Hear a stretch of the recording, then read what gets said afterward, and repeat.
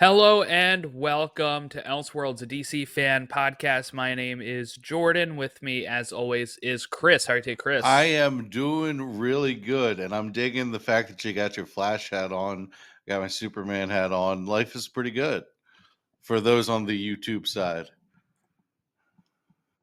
Yeah, and if you're on the audio side, now you know what we're wearing.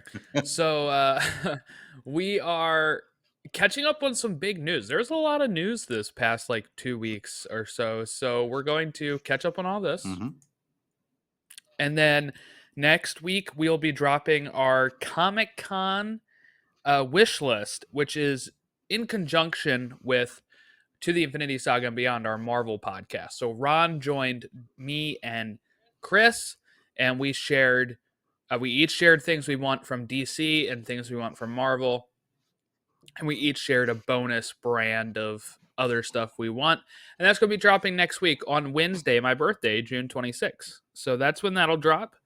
And then after that, the week or two after that, we will drop our Elseworlds draft, as we will have a draft with special guests. Uh, and we will have a draft of Elseworlds, Black Label, and Earth 1 or Earth 2 stories. Something that is designated differently than just being the regular continuity. That something that has a label on it like that is what we are drafting. So looking forward to all of that stuff coming up. But yeah, you mentioned I'm wearing my Flash hat. Been wearing this a lot. Been bouncing around between this and my Superman hat lately. As we are just getting, I'm just getting so excited, Chris, for the DCU, especially today. The day that we're recording this is a lot of set pictures have leaked, and no spoilers. We're not going to talk spoilers, but we can say what buildings are in them and stuff like that. That I think that's fine. If people don't want to hear that, you can jump ahead a few minutes. But they just showed DCU updates, who posts all these set photos, just shared the Daily Planet's logo, which looks spectacular, by the way. I'll share this in the chat in case you haven't seen this. So in our group chat, there you go. And then we have some other buildings that have been seen. The Daily Planet exterior looks great. There's a retro looking Dairy Queen, which I think is interesting, Chris, because I think he must love Dairy Queen because it was in Guardians Volume 2. Remember, that's where Wow, this is his a good pull. Peter's grandfather and stuff is there. They have Metropolis Public Library Week posters up. They have, this is a fun one too. They have Jitters Coffee. Yes, Um, that's great. so that's fun. And if you look at the Jitters Coffee sign there, it has a skyline of Metropolis and it has the Daily Planet ball at the top, the globe.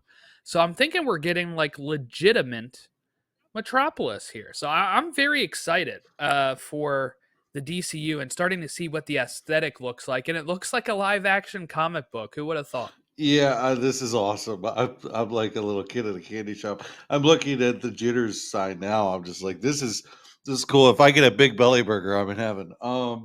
This is Yeah. this is great. I can't believe the Daily Planet logo is fantastic. You are spot on. That's exactly what it should be. It looks distinguished. It looks crisp, but it doesn't look like too over the top. So it looks like a newspaper logo. That's great.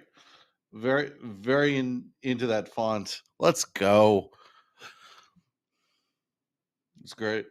Yeah, I am super pleased with everything that is coming out of these sets. And this is the type of leaks I like. I don't like story leaks. Just see, and I don't even really know if I want to see leaks of the suit and all that. I just love seeing this actual world that they're building with sets and just seeing that kind of stuff sitting there. I think is so much fun, and this is the type of stuff that I enjoy seeing when a new movie is coming out. And it just feels. Somebody said like Christmas, and I do think that's what it kind of feels like. It's like Christmas in June right now, close to my birthday, so I'm getting these drops from this stuff, and it feels good because around my birthday has kind of been a Superman time for me in the past. Man of Steel came out not long before my birthday, and 11 years ago we went to go see it. Um, we had I don't know. I feel like summer 2011 is I think when I was binging like Smallville and stuff. So I have like this good association with summer and Superman. So and close to my birthday, and of course next year in July we will have Superman release, and then my birthday in 2026 we're getting Supergirl. So far it seems like these summers are going to be feeling very similarly, and I'm going to feel that Christmas feeling each June and July. Yeah, we need everything we can get to get excited about. Happy birthday, by the way. I'll talk to you before then, but yeah, I'm super excited. This is great. This is a lot of good stuff. Yeah, and with that, not long after we record it, Cat Grant was cast. Michaela Hoover is going to play her. She was in Guardians of the Galaxy. She was in the Suicide Squad. Um, she was like Nova Prime's assistant in Guardians 1, and then she was like a secretary or something in the Suicide Squad. She's the one that is running in and out of the military leaders who are holding the coup and all that. Quite Um, noticeably. so yeah, quite noticeably, a lot of bounce in her step, and that is yeah, so she's gonna be playing Cat Grant. So I'm excited that we've got like the full Daily Planet staff. Yep. There has been pictures now of Beck Bennett with the mustache out. Like, it's feeling really good, Chris. I can't contain my excitement. Lex Luthor's company is called Luthor Corp. Let's go. I like that Yes. better than Lex Corp so Oh, much, and it's that's the Smallville in me. yeah, it's very Smallville. The logo is very Smallville, with the rounded L and the rounded C. Yeah, I yeah. very much like that. It's the first thing I thought of when I saw that logo.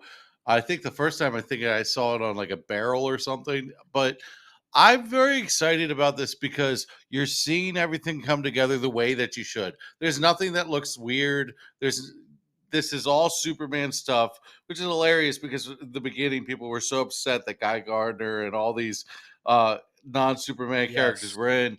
Now you got the main Daily Planet crew. Um, I was pretty sure this was going to be gold the second we got Steve Lombard. And it's not because Steve Lombard is overly important. It's because that's the kind of thing you do when you care about Superman. Like when you have Cat Grant, when you have Steve Lombard, when you have Jimmy Olsen, you care about the world of Clark, and that's really important. It's almost a guarantee that you're getting a little more Clark in this movie. And that's what we haven't seen in the big screen since really Christopher Reeve was on a date with Lois since Superman 78. I mean, that those movies with Christopher Reeve extenuated uh, or highlighted the Clark. Henry Cavill didn't do that. Brandon Ralph's Superman was disappointing, but not a ton of Clark, I believe. So this is great. This is exactly what I want to see, and nothing's worrying me yet. And that's the big thing for me. Yes. No, I totally agree. Everything looks to be moving along really, really well with Superman. And look, if this is the way that it's going to look, if this is the like a live action comic book is what I would describe this, right? Like the Daily Planet looks like how I would think. Um, the nods. There was a nod to I believe Tim Drake as well. The one of the stores is called the Wounded Duck, which is something he runs in Future's End in the future. Uh, don't know if that has any ties to what they're actually planning for that, but it's just fun little nods. Um, There was a bookstore called Swan's Books. That was last week that people were sharing that, and people were confused that the Daily Planet was a bookstore. That's not what they were saying. They did this thing instead of saying like a New York Times bestseller where it says Daily Planet bestsellers, and that confused people. But because I'm guessing in this universe, the Daily Planet's king, right? Hmm. So of course they would be the bestsellers list. So that's really exciting. Either way, I'm really pumped for Superman. Can't wait to see. I'm sure I'm gonna look at these leaks too much, and I probably will get spoiled on like seeing Superman's suit in public and it being him standing up and everything. But it looks like they're filming there starting Thursday through Tuesday of this week and next week, like on the streets of Cleveland. So if you do want to avoid that stuff, I would maybe start muting stuff on Twitter and your social medias to maybe avoid some of those set picks. It feels so weird to be excited about Cleveland. I know, right? Alrighty, so let's move on to the next story we have here, which is a pleasant surprise. A Blue Beetle animated series is in the works. This was an exclusive by Deadline a couple days ago. Warner Brothers Animation and DC Studios are looking to continue telling Blue Beetle stories via an animated series currently in development. Sources close to production tell Deadline. Miguel Puga has been working on the project since early this year and will serve as the project's showrunner and director, with Christian Martinez set as writer. Angel Manuel Soto and Gareth Dunet Alcocer, director and screenwriter of the 2023 film, will executively produce it alongside John Ricard, who served in the same capacity on the film.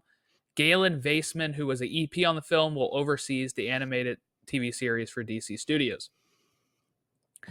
Now, here's some interesting stuff. Many things are still in flux, including contracts for any main cast. However, multiples have been approached, and DC has received a positive response regarding returns. Deadline understands the animated series will build on the movie developed under DC Studios' previous regime, but will divert from telling the same story. Instead, the show will create its own story, which, in success, could potentially lead to a return to the big screen for the giant blue bug portrayed by Zolo Mariduena. I'm feeling it. Um, That's yeah, cool. Like, this is one of those news pieces where it takes you by surprise, and you're like, it's so pleasant of a surprise. Like, it doesn't hurt anything, it doesn't complicate anything, and it's pretty affordable. So the fact that they can get most of the cast back and the heart of it is going to stay intact, animated is really a fun thing for me. I enjoy animated shows. I know there's some people who would really like live action, but you could afford so much more in an animated show. And Blue Beetle is a character that, honestly, if we're just giving him the light of day, that's a positive thing for that character. I mean, you start to see a little bit of an uptick within the comics around the movies, and now people know this character, and what the thing about cartoons is it's going to have a generational impact, because a lot of times kids watch cartoons as the main audience of a cartoon, and they grow up remembering that cartoon. I mean, just look at X-Men 97 and all that stuff. Look at Batman the Animated Series. A lot of kids gravitate towards cartoons, and that's going to lead to a generation of Blue Beetle fans that wasn't there the previous generation if the show is successful. I'm just hoping that it's not going to be on Adult Swim. Nothing against my ventures with Superman, which I've been enjoying, but it's like hopefully can find a better crowd, more viewers than midnight on Saturday night or something. But Yeah, well, hopefully it's not even on is a Max exclusive, because I feel like a Max exclusive is a very lonely place to put something. I mean, yeah, like I feel like Max is the forgotten streamer. I don't know. I think if I had to go forgotten stream, it'd be Paramount Plus. It's more like Paramount Minus. Yeah. No, I'm really excited for this because look, this wasn't part of the slate. We don't know if it actually is part of the DCU. But what I'll say is, Gunn was very clear that Blue Beetle was the first character in the DCU. He must have really liked what he saw from that movie and the performance. And what, that interesting line in the article where it says they will not be telling the same story as the movie and doing its own thing. I think that just means like it'll continue from the movie Yeah. maybe, or like may not even have to reference the movie. He'll just already be established. He won't be doing an origin, I'm assuming. Him and his supporting cast will have already done the adventure. They probably won't reference it that much if need be, and they'll move forward with new adventures, new stories. I think maybe they can go into the Ted Cord stuff, right? Because he was like disappeared. He was, and that's something he was working on at the end of the movie. Maybe they can tell that kind of thing, and we can get these stories without waiting 4 to 6 years for a sequel, as it sometimes happens, right? So, that shows me that Gunn is sticking to his words about Blue Beetle, and then he can pop up in another thing. He can pop up in Teen Titans. He can pop up in a JL Mm-hmm. movie. He can pop up in anything. And, as Gunn says, which seems to be confusing people for some reason, he answered a fan question that asked, will we be required to watch earlier projects to understand? Like, do we have to watch everything to understand? Like Creature Commandos, do I have to watch that to understand Superman? He said, no. Although they're connected and in the same universe, every project should work as an individual story in and of itself, which is correct. People are now seeming to make that not make sense. People are saying, well, he said Lanterns is going to introduce something that will, play a big role in the future. And it still can. But what that means is it's not necessary viewing when you watch the movie that takes place after Lanterns that deals with the same thing. They're going to catch you up on that information without needing to have seen every single piece of content. And that's the way to do it. And I'm sure that's how Blue Beetle is going to be treated. Um, it'll be kind of one of those things where if he pops up in another movie, you can kind of be like, look, if you want more of him, go watch his movie, go watch his show. But right now he's here, he's helping out, he's fun. I don't think it's that difficult. Couldn't agree more. This is just positive news that doesn't hurt anything. It fits right in. And animation, anything is possible. I'm for it. Yes, I'm hoping it's more than 10 episodes a season, though. That's one downside I have to like my ventures with Superman, Creature Commandos, stuff like that, is where it's like 8 to 10 episodes. X-Men 97. Dude, if we could get 22 episodes and you could get that every week, that would really be awesome because you'd always have something. It would Yeah. be a great content filler, especially because people are complaining that it's taking so long between projects, and that's one of the biggest complaints right now. If you can fill the gap with pretty cheap animation, and just instead of ordering two seasons of 10 episodes, just order a season of 22 episodes. Like, Right. Yeah, I just hope that, like, I feel like growing up as a kid, we had it really good because there were so many of those shows that would go 65, 75 episodes, and you could watch one of those each week and they wouldn't repeat. You wouldn't be seeing the same episode a million times. Nowadays it's like, all right, I guess I just have to rewatch these 10 episodes until the next one comes out or find something else to watch. One show that's been doing really well, by the way, at releasing stuff every single season that is a streaming show, and I don't think it gets enough credit for doing that, is Only Murders in the Building on Hulu. Has literally dropped a new season every single year. it's pretty impressive. While even even while some comedies that stream will take 2 years. So they've been doing 10 episodes a season, but they've been doing it every single year. 2021, 2022, 2023, and a new one 2024.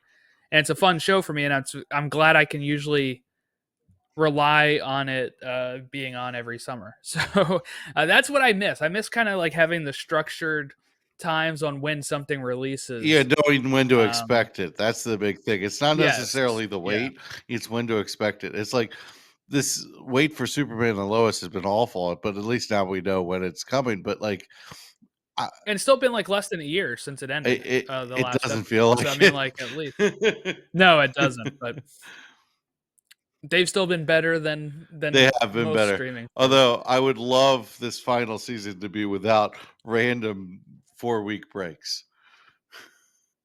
It might happen. I do think if they started in October, they might go with minimal breaks. Probably just breaks around Christmas and then come back and maybe finish the Yeah, a season. holiday break I can deal with. Yeah. That makes sense. They've been doing that since the beginning of time. But Right, right. yeah. All right. So Creature Commandos, that is going to be releasing in December. So just getting into the 2024 release time frame here. Variety.com put an article about it because I think there was like some sort of NNC animation festival that was held, and they did the first look of Creature Commandos. And Variety says continuity was the key word at the Creature Commandos first look held at Annecy Animation Festival, as execs from Warner Brothers Animation pulled back the curtain on the first series developed and produced within Peter Safran and James Gunn's DC Universe. That continuity will be both narrative and stylistic, with the animated series playing as a direct follow up to Gunn's The Suicide Squad and Peacemaker, while the creatures designed for animation will keep their same looks once they turn up in upcoming live action offerings like the Gunn directed Superman reboot and Viola Davis Waller spinoff. The DCU Maestro launched the Friday presentation with a video introduction recorded from the Atlanta soundstage, now doubling for Metropolis, once again relaying his vision for an interconnected cross-media narrative universe spanning features, series, and video games. But Gunn's voice echoed throughout every element of the series presented, and not only because he wrote all 7 episodes. In short, Creature Commandos builds on a familiar trademark tone, marrying irreverence with a deep love for all manners of monsters, outcasts, and rogues. Okay, so that's most of what they're saying here. But yeah, so it is. It sounds like it's feeling pretty good. A lot of good feedback from the first look. And yeah, I mean, maybe with what they're hinting here is that there will be some sort of these characters in Superman, as well as Waller and Peacemaker, That'd be pretty cool. which I don't know who would show up, but That would be pretty cool. I like what I'm seeing from Creature Commandos. I would have liked to see it a little sooner than December, but I mean that's how it is. It's fine. We're gonna end up getting a pretty good thing of fall content, as we just kind of alluded to. So I'm fine with it being in December, and what I want to see is, you know, David Harbour is a pretty big name actor. You get him into some live action as like the monster. That would be pretty cool later on. I think I can definitely see that he's perfect for that. So I'm looking forward to Creature Commandos. I it sounds very Guardians of the Galaxy vibe. Very. If you like Peacemaker, you're in the Suicide Squad. Probably gonna love this. Just give animation a shot if you're not a big animation guy. okay. Moving on to some other good news. Peacemaker season 2. Tim Meadows is joining season 2 of Peacemaker. He's going to be playing Argus agent Langston Flurry. So he will be on there. Greg Matola, if I said that right, will direct some episodes. He directed Superbad. And Sol Rodriguez and David Denman, that's Roy from The Office, are joining the cast of Peacemaker season 2 as well. So that's really moving forward. I know Jennifer Holland just posted a picture today of like her hardcourt seat that she sits on set and stuff. So that seems to be moving along pretty well. Looking forward to Peacemaker season 2 and how they will address because I know Gunn said that they don't address the universe change in Creature Commandos, but they do in this show, and that's probably because the thing that they have to address, the big thing that they have to address, is just the Justice League cameo. And I'm assuming it'd be cool if on the previous it's a different Aquaman and Flash That'd actor, be and it's whoever is going to be in the that would be DCU. really cool. It's not going to happen, but that would be really cool. But you could No, make them different shadows too. Like the internet will get you it. Like could, you could. if you change the shape of the shadows, I feel like it'll work. I don't think it's that complicated of a thing. I feel like people are deliberately trying to make it more complicated. So, Yes. I mean, people are going to be like, "Oh, they're going to deal with the universe change, and it's going to happen, and it's going to be like another Monday." I'm pretty sure on that one. I'm excited for Peacemaker season 2. I'm looking forward to the season because I didn't have any expectations for season 1, and now I'm like, I can't wait for it. It's a completely different feel going into season 2 of Peacemaker. Yeah. Yeah, really excited. Okay, Superman. No, not Superman. Sorry. What am I looking at here? Batman Brave and the Bold. There's rumors about who was working on that movie. That was debunked by James Gunn like an hour later, but just wanted to bring that up in case people saw that and thought that was true. So, it was a writer that was working on it with Muschietti. um Muschietti, and that was incorrect. Gunn shot that down pretty quick. So, don't trust what you read online. Then there was rumored Booster Gold writers being like the Danny McBride and his crew. That was also from the same source. Jeff Snyder says that that's incorrect. I don't think James Gunn has touched those rumors, so we don't know. We're not going to spend much time on that. Just wanted to bring that up. It sounds like a nothing burger right now. Yeah. James Gunn debunks that the Batman is canceled. So maybe this will get people to stop talking about that, but probably not. But there was a rumor going around that the Batman Part 2 was canceled. And there was also a rumor that the Batman Part 2 and 3 would film at the same time. So you had two different extremes. He debunked both of those. And people asked, when will the script be ready? He said, whenever Matt Reeves thinks it's ready. 2030. So it seems like we're waiting on Reeves here. Look, it's supposed to be releasing in a year and a half. In my thought process here, the script is probably mostly done. It's probably just touch ups and stuff that Reeves is working on. And this thing will probably start filming by early 2025 to come out for October 2026. I really am curious, Chris, for all the people out there that say that Gunn is going to cancel this movie. When this movie does come out, what goalpost gets moved then? That's a really good one because the Batman is really the thing they're putting all their eggs in that basket. That's a really good one. They are moving the goalposts though. They're never going to be satisfied. They're like, I will never believe that this is going to happen. Why? It's being a doomer for no reason. It is so frustrating. There's nothing. Look, if you could, James would have just already got rid of this if he didn't want this, right? I don't care, right? Like you could say Zaslav's making him do it. Okay, if Zaslav's making him do it, then guess what? It's going to still happen no matter what, right? So all that's bogus. If when the movie got pushed back, everybody immediately leapt to this is the end. But it still has a date. I would be worried if there was no date on this movie. The movie has a date. But guess what? If it gets pushed back again, I'm assuming it's just because it's not ready. They're going to let Reeves do his thing the same way that they're letting Joker 2 continue doing what it's saying. And if Joker 2 is a success, maybe there's a Joker 3. And I don't think Gunn will stop that. I don't think Gunn cares. He's going to focus on the movies that he's going to focus on. And that's that. I wouldn't actually be shocked if after Superman, Gunn does pivot and say, I'm going to do Brave and the Bold. and maybe he wants to launch both Superman and Batman. I think that could be interesting. That would be a really smart play, actually.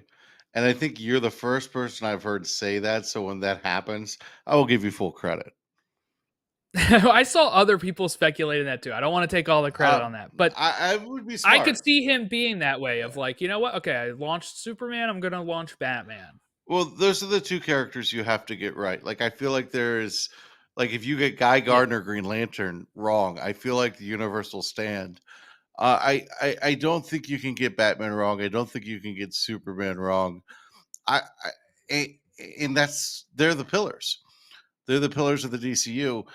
Wonder Woman's another one that I think is pretty pivotal, and we haven't heard jack about that. So I could see slow play into the Trinity, which is also why I think Titans being a sooner rather than later thing really makes sense. You can have your cake and eat it too. You can get your Justice League stuff in through Titans. I feel like you don't have to have Batman 100% figured out to get Damian going. And people are acting like you have to have Damian first. And I'm just like in Brave and the Bold, you have to have Brave and the Bold first to establish Damian. I feel like if he's the Robin in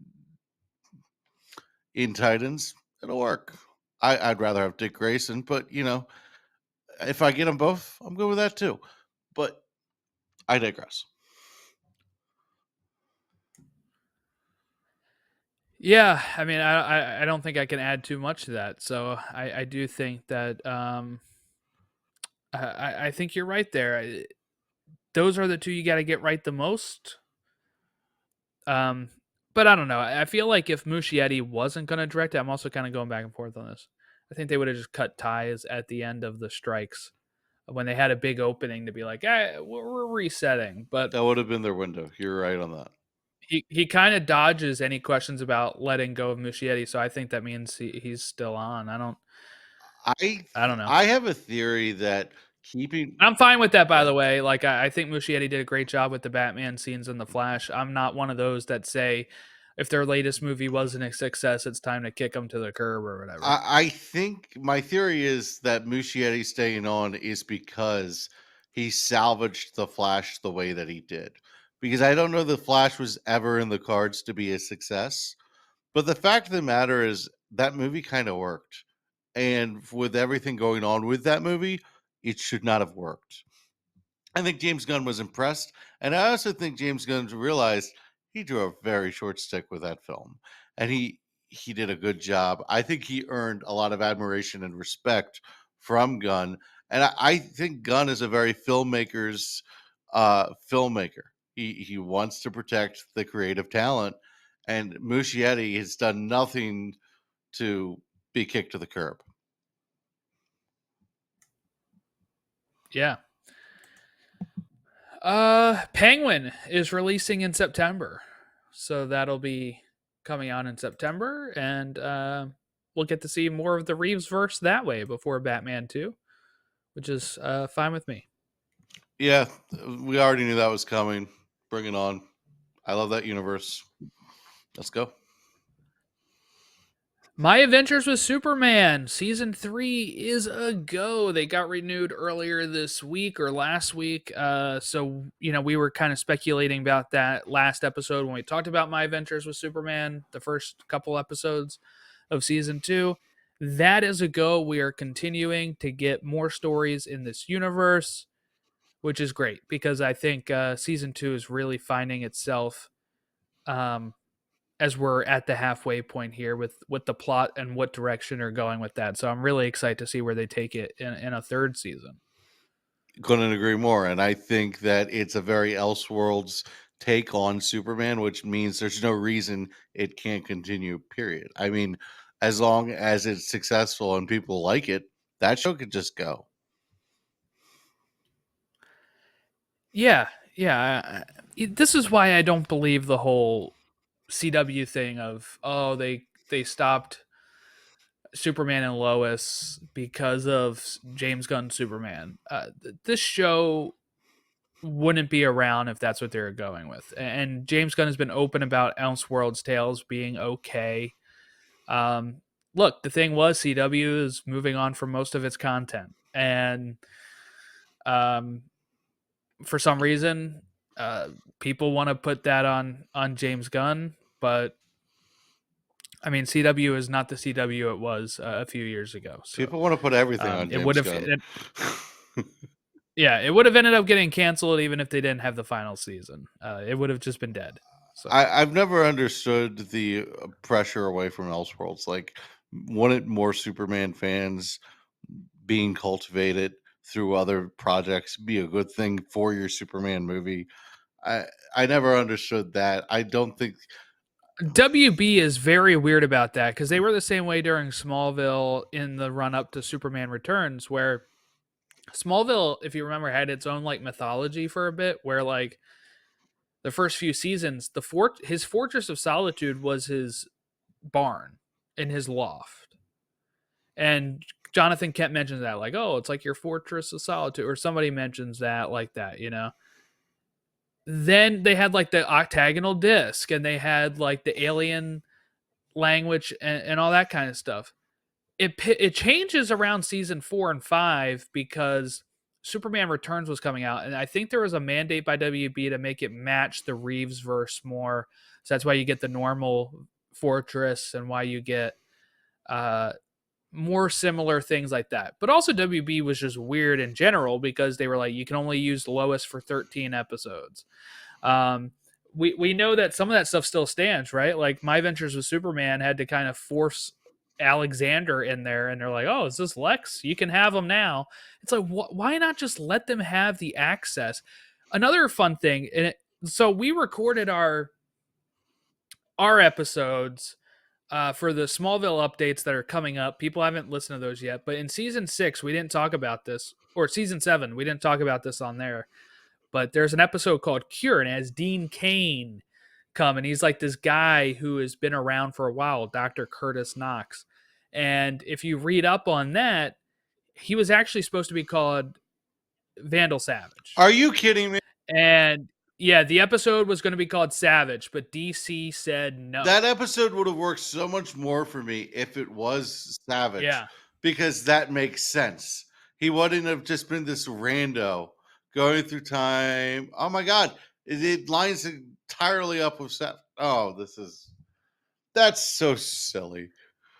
Yeah, DC said nope. You can't use Vandal Savage for whatever reason. There was no Savage movie. There was no. He wasn't appearing in anything else. I don't understand it. Honestly, the Um, CW Arrowverse, Legends of Tomorrow, that was a long way off at that point. and they also did. I mean, they did the same thing in the Arrowverse, right? They couldn't use Suicide Squad because the movie was coming out. They for some reason they will let people have certain access to like Smallville couldn't use Batman, right? So here we are, couldn't have Batman show up. It's that kind of stuff that really I mean, I guess thankfully they even let them use Bruce Wayne in Gotham, or else I don't know what else that show would have been about. But like thankfully they let him actually wear the bat suit in the finale. I'm sure people wanted to see more of that, but I'm sure WB wouldn't have let them. Yeah, WB has this really weird thing when it comes to what can be used and what can't be I'm kind used. of I don't glad get it. we couldn't get Batman in Smallville retrospectively. Like, I think that works. I feel like things get bloated when you put Batman and Superman together, and they wouldn't have gotten Batman right in that show. So I'm fine with that. I'm kind of glad we did. I don't know. I think he would have been introduced instead of Green Arrow. Maybe, and I could definitely see Bruce working in that show, much like Clark works in that show, not as full Superman. But I like getting Green Arrow though. I like that Yes, Green yeah, Arrow a and it lot. led them to the launch of the Arrowverse, right? Like, because Arrow ended up being popular, Green Arrow started becoming Well, it's popular. so So funny how different the Green Arrow in Arrow is to the Green Arrow in Smallville. It's like, it just blows my mind because when the first thing I noticed with Smallville's Green Arrow is like, hey, this is actually Green Arrow. This is kind of cool. Yeah, It's yeah. like this is hitting the notes. Uh, like if you get introduced by Arrow to Green Arrow, you'd have no clue. Yeah, and that was unfortunately one of the reasons why I'd stayed away from Arrow to begin with, is I always heard the things about how he's more Batman, and I'm like, my Green Arrow is Justin Hartley, you know, and I was very on that camp. But then I eventually did watch Arrow, and it was good. But um, I still prefer Justin Hartley's Arrow. So hot take, maybe. Cold take, I don't know.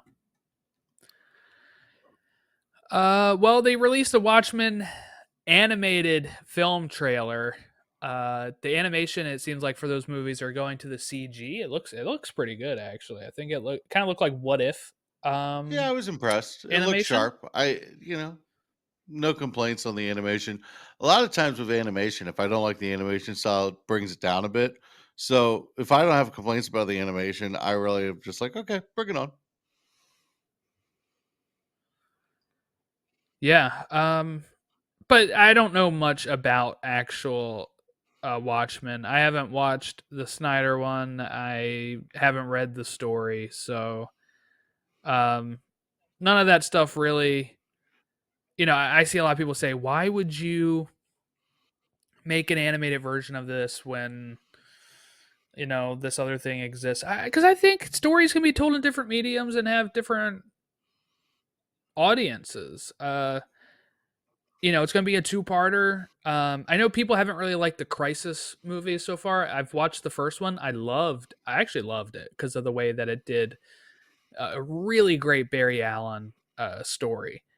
I haven't watched part two yet, but part three is supposed to have Kevin Conroy, right? So I'm excited for that when that comes out. I keep going to Target looking for it because my Target is trimmed down my DVD section. Target's trimmed down everything.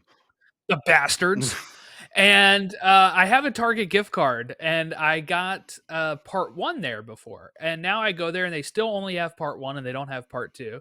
And I'm like, I just want to be able to buy part two with my Target gift card and be able to watch part two of Crisis on Infinite Earths. Yeah, I feel that. I feel like Target trims down on everything though. It's like They have lately. it's very sparse. I feel like there's a lot of empty space and not as much product, but you know, I I I feel frustrated about Target, and this is a very unrelated note, just because I go there because I like to avoid Walmart, but then I find myself ending up at Walmart and making me hate Target for that reason. It's very weird. I prefer Target to Walmart as well, but guess what? Walmart actually carries physical media, and I like going there and looking Yep. around. So if I had a Walmart gift card, I would have already been able to buy it. Shots fired, Target. Bullseye. Yeah. All right, let's talk a little bit about these last two episodes of My Adventures with Superman that we saw, episodes 4 and 5. If you haven't watched them, you can stop this episode here. And if you do, make sure you leave a review on Apple Podcasts and Spotify or comment below. Tell us your thoughts on any of the stories we talked about today. And like and subscribe to us here on the YouTube channel. So if that's where you're going to leave us, see ya. But we're going to quickly talk these two episodes of My Adventures with Superman, which were Two Lanes Diverged and Most Eligible Superman, which were written by Sari Cooper and Josie Campbell, and directed by Deanna Hugh and Kiki Manrique. And they premiered June 9th and June 16th, 2024 on Adult Swim, Toonami, whatever you want to call it, because they have like the Toonami robot again, which is pretty cool. Takes me back to my days of watching Pokemon and Sailor Moon after school. So in Two Lanes Diverged, we get introduced to a few. We get introduced to Winslow's shot, which was a pretty So interesting random. thing. And they called him Win there too, didn't Yeah, they? they did. It was so random. I was like, how far are they going to take this? Like, they just gave us just enough. I know. I literally looked at my wife and said, "That's Toy Man," and it turns out he betrays him. right? Because at first I was like, man, Toyman being good, this is odd. But he does betray him. But we have like flashbacks to like Sam Lane training Lois, finding the North Star, and kind of, I guess, frankly, how abusive he was at leaving her alone, where she thought he had, she had thought he was gone and really had left, but it was like a test, and it did not go over well for their relationship. While Jimmy is debating against Lex Luthor regarding Superman's trustworthiness, and he loses that debate, and people start kind of maybe turning on Clark a bit in that room. You get a fight between Task Force X and Superman. And later that night, Clark will send a message to Kara, or Kara, as they say in this, I think. Sam Lane disappears. Luthor and Waller get support from Star Labs and the Pentagon.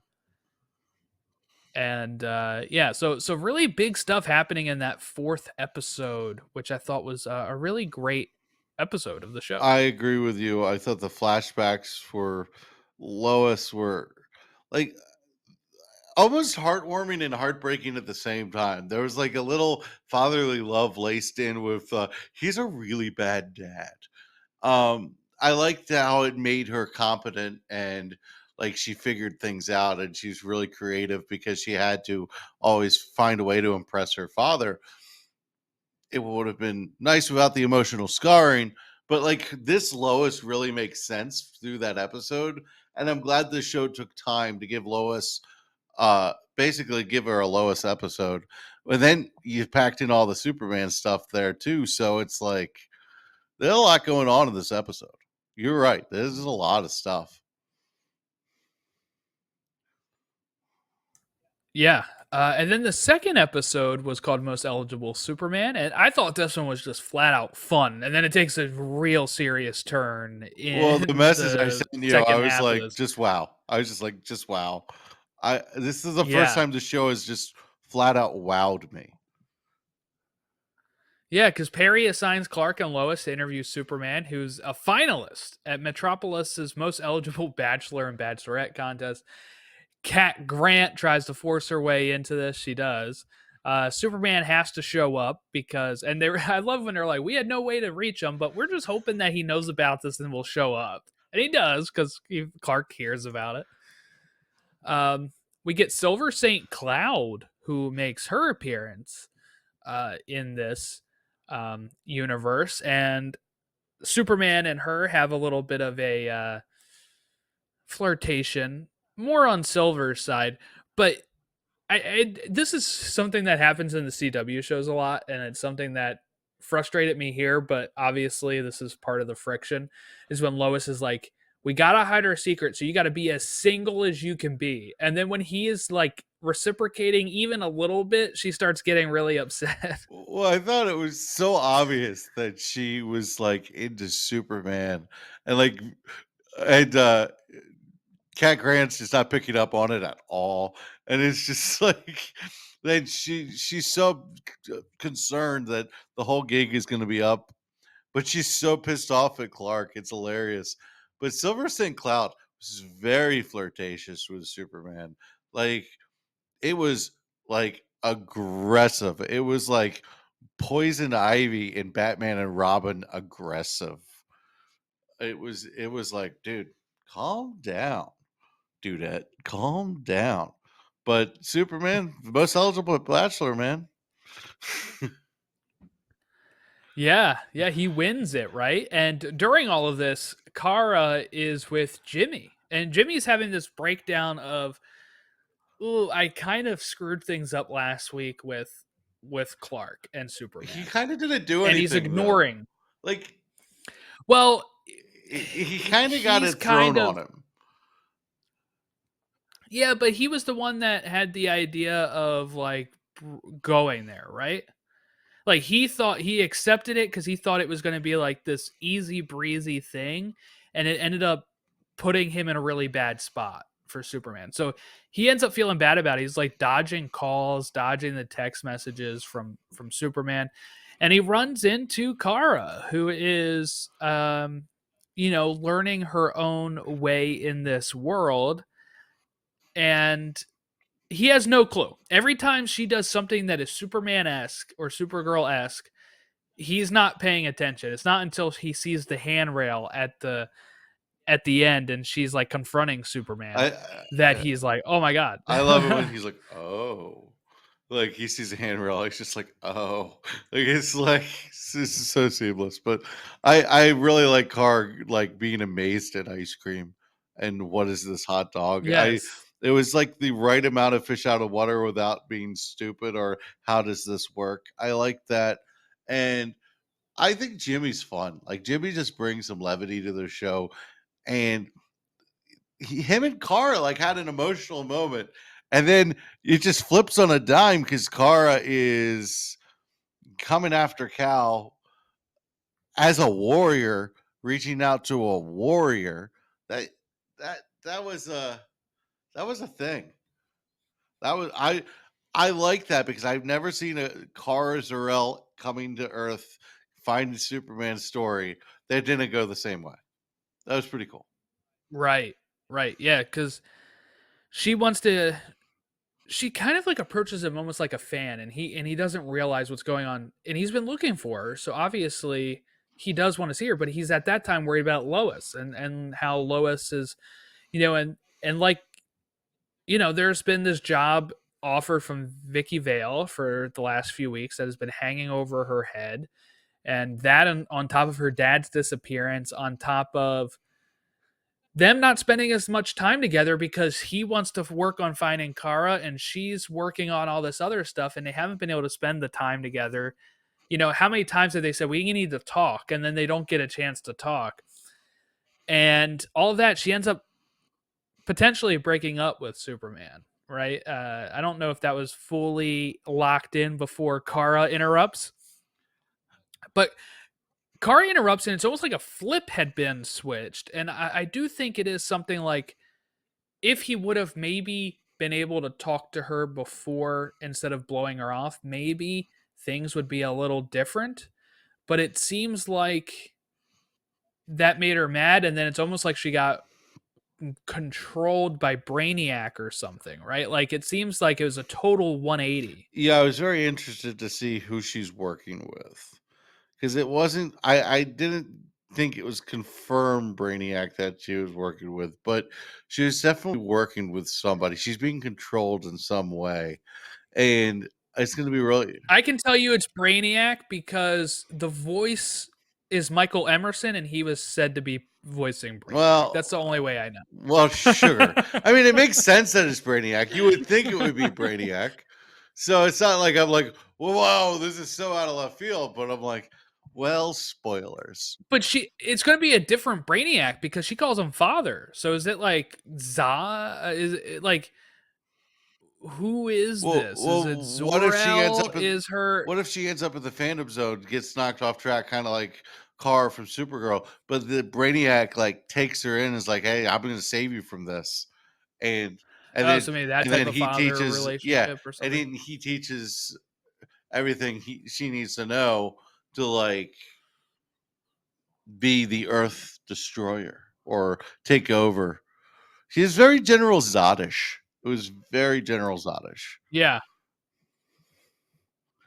yeah. So that's been really interesting to see how that goes. And she's saying he's not strong enough. He's weak. And he gets ice breath in this. He is able to do that, but she still beats him and captures him, and that's kind of where we end going into the next couple weeks here, which are called The Machine, Who Would Be Empire, and Olsen's 11, instead of That's Ocean's a good 11. title. Jimmy Olsen's. I like that. The other two episodes of the season that are named right now are The Death of Clark Kent and Superman with an exclamation point. And those are the first 9, and we don't know what the finale is called yet. But Holy moly. yeah, That's we're halfway through season 2. we're halfway there. Oh my god. That song was playing on the radio Yeah. today. I like anytime I hear halfway there, it's like or halfway through, it's just my head just automatically goes there. You know, Right, right. I guess Yeah. we're living on a prayer. That we are. But yeah, I've really been enjoying my adventures with Superman, so I'm really excited to see how this continues to You go. couldn't ask for a more fun show. You really couldn't ask for a more fun show. Like it's become a highlight of my week because I've been off Sunday, so like Sunday 9 a.m. I'm usually Yeah, there. because it's a Saturday night, right? It's like Saturday. It says Saturday at midnight, but they mean like Saturday at 11:59, going into Sunday, right? Is what that means, not Friday into Saturday. Hmm. So yeah, I watched it Sunday night. Sometimes I've watched it like Monday or whatever, but I've really been enjoying the fact that it does come on at midnight or whatever, and like the next day I can just watch it. Has been great. So uh, I can't wait. Hopefully, season 3 doesn't take too long because we've had 1 year in between seasons, but this was a 2 season order at first, so I'm hoping, that it is not going to take that long. I could see a year and a half. I don't. Animation's Yeah, usually a yeah, little I could see quicker. that. Also, if anybody's worried about this show getting canceled because of James Gunn, one of the producers said in 2013 that after DC Studios was founded, they showed it to James Gunn, who liked it and allowed it to continue without interference. So I think this will be Do you very mean hands off. This is one of 2023? those Elseworlds projects. What did I say? 2013? Oh yeah, 2023 is what I And that mean. makes a lot more sense. I was like, I'm pretty sure he meant 2023. Maybe I just misheard you. I don't know. I'll hear it back in the edit, I guess. I'll find out what I actually said. Uh, yeah. Well, that's about wrapping us up here for today. We will look. Life's about to get crazy here in a little bit, so I'm hoping the next time we do My Adventures with Superman might be at the end of the season or right before the end of the season. I don't know how that's going on, but we have other stuff that's coming up. I am also working on a secret project that's not so secret that's related to the hat I'm wearing.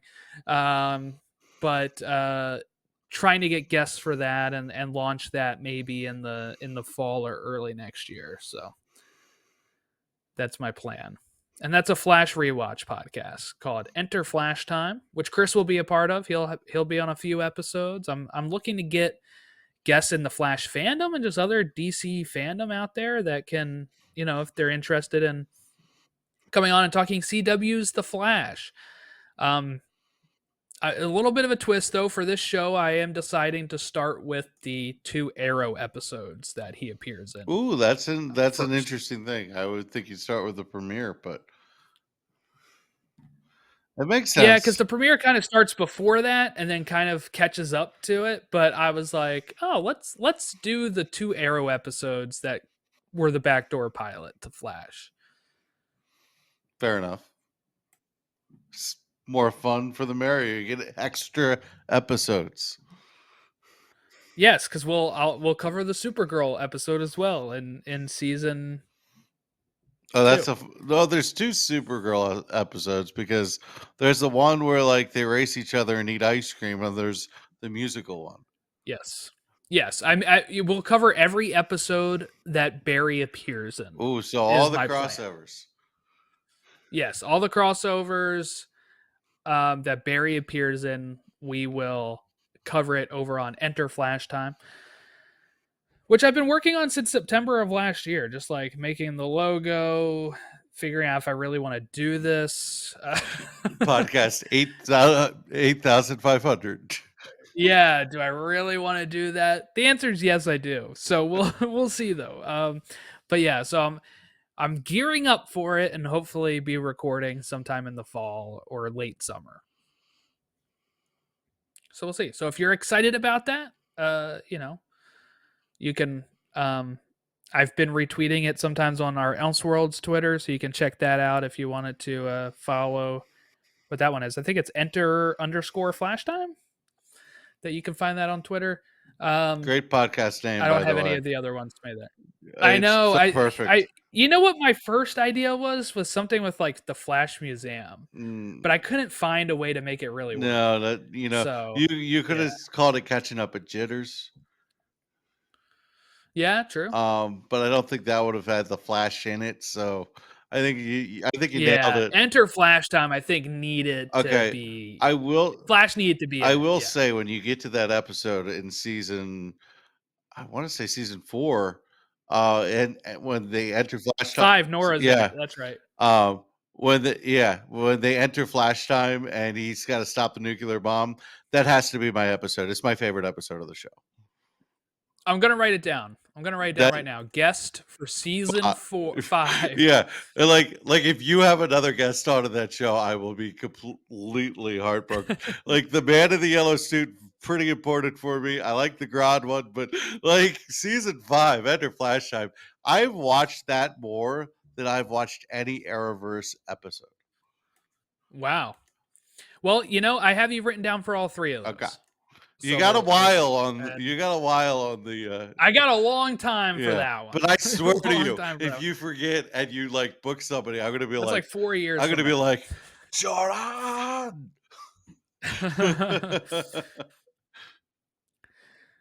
Yeah, so really excited for that. I think it should be fun. I'm also hoping to use either some of this birthday cash or if I get it as a gift. But the original John Wesley Ship Show is getting released on Blu-ray this month, next week, for the first I might time, have to buy and that. I'm Yeah.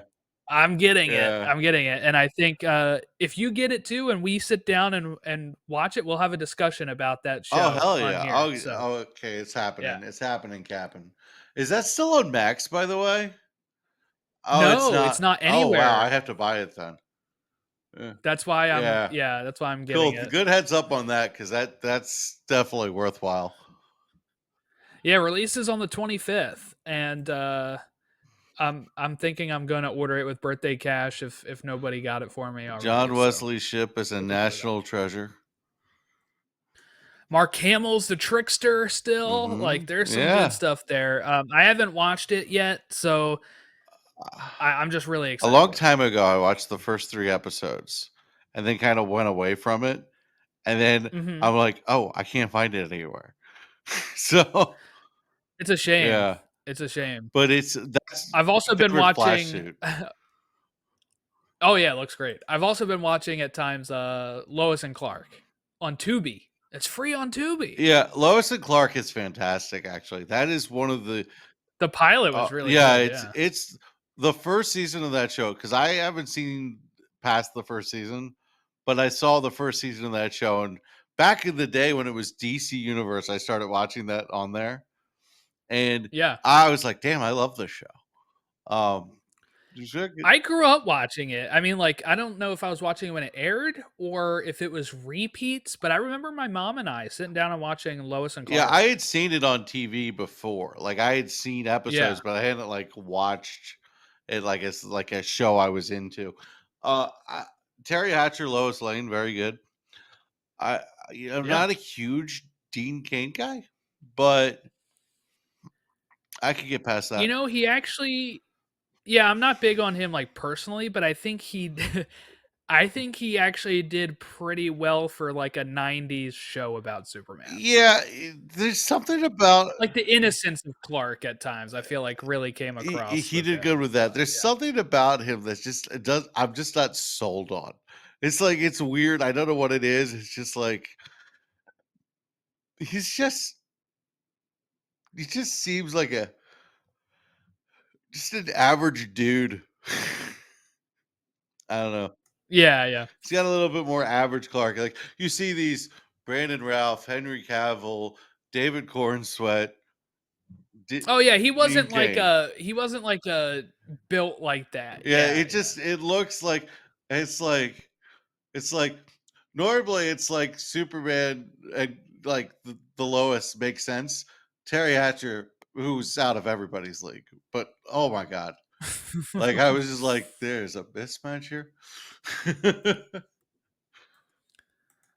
All right. So if you want to agree with Chris and give us your D and Kane feedback at elseworldsdcfan on all of our social medias or elseworldsdcfan at gmail.com. Have a great rest of your week. We'll catch you next week when we talk our Comic Con wish list. Send us your wish lists. Let us know what you want to see at Comic Con from DC, Marvel, or any company that will be there.